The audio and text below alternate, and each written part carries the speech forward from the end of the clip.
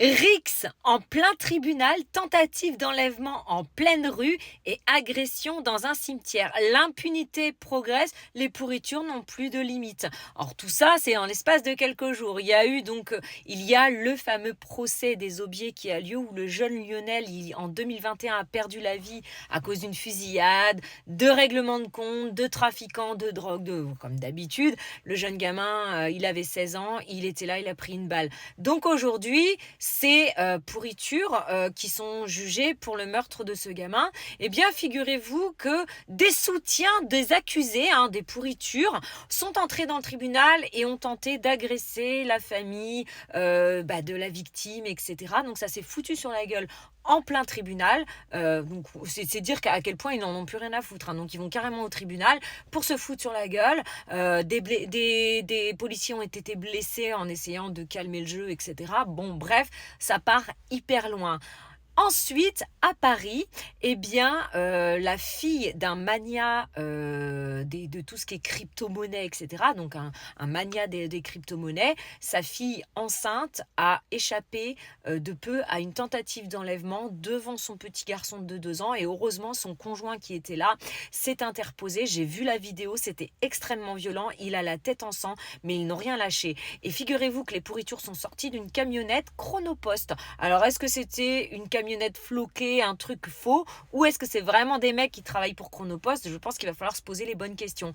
On les voit en pleine rue, en plein jour, tenter d'enlever cette fille. Je pense que le but ensuite, c'était certainement de réclamer une rançon au père qui est dans la crypto-monnaie. Voilà, c'est extrêmement violent. La vidéo, vous pouvez la voir sur Twitter, bien entendu. Je ne peux pas vous la montrer ici.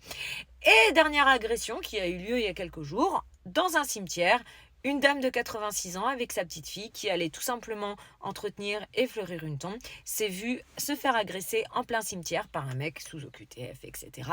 Voilà, donc en fait, pourquoi je vous parle de ces 3 affaires? Vous allez me dire, ça n'a rien à voir. Si, ça a à voir sur le côté impunité. En fait, on voit qu'aujourd'hui, la justice en France a tellement la main molle que toutes ces pourritures n'ont plus peur de rien. Ils vont venir t'agresser en plein cimetière, un lieu normalement de repos. Donc ça veut dire qu'en plus, ils n'ont même plus de respect pour les morts. Ils n'ont plus de respect pour rien. De toute façon, on le voit également avec l'agression d'un prêtre dans une église à Avignon, où il s'est fait menacer de se faire... voilà. Et en plus, ils ont menacé de brûler l'église en disant « Jésus, on t'en... » T'as compris? Voilà, on tank. C'est pas on t'emmerde, c'est on tank. D'accord? Ok? Donc, ils n'ont plus aucune limite. L'impunité va loin au point où les mecs vont jusque dans un tribunal où ils savent qu'il y a des forces de l'ordre, ils se foutent sur la gueule en plein tribunal, ils essayent de régler leur compte avec la famille d'une victime, d'une petite victime qui n'avait rien demandé. Voilà, on en est là aujourd'hui et en plein jour, ça tente d'enlever une femme devant son enfant, une femme enceinte. Donc moi, je me demande jusqu'où va aller tout ça. Et la faute à qui? La faute à l'État, la faute à la justice laxiste, la faute aux juges rouges qui laissent tout faire parce que vous vous doutez bien que toutes ces pourritures n'en sont pas à leur coup d'essai, qu'ils ont certainement une bonne quinzaine, si ce n'est une vingtaine de lignes à leur casier.